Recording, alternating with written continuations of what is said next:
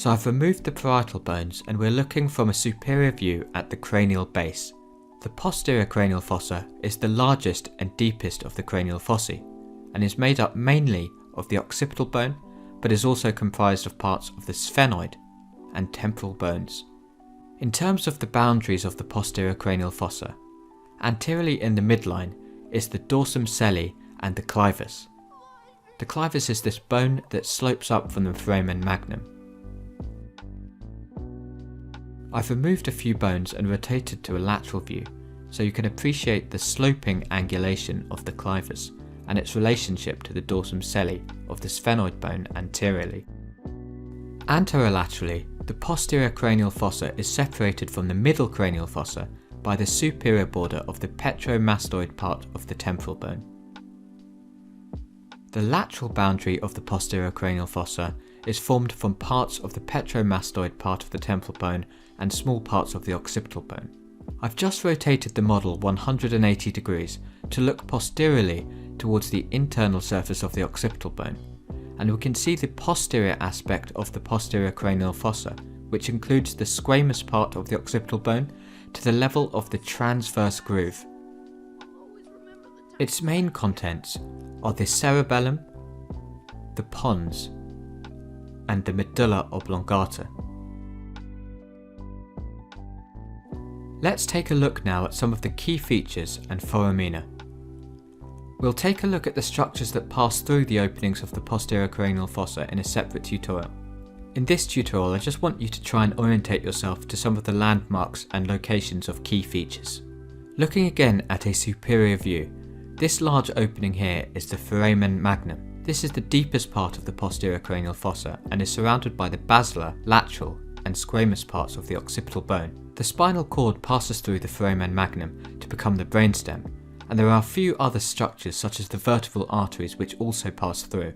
Between the basilar part of the occipital bone and the petrous part of the temporal bone is a groove for the inferior petrosal sinus.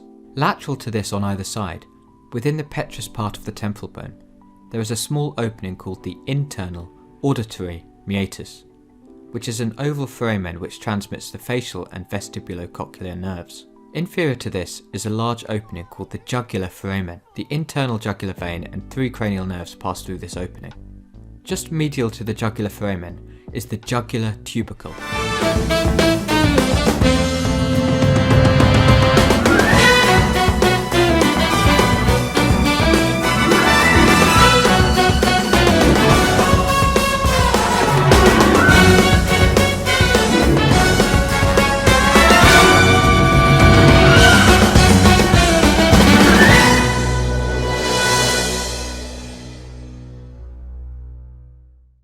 If we follow this inferiorly, we find the hypoglossal canal, deep within the posterior cranial fossa just above the foramen magnum.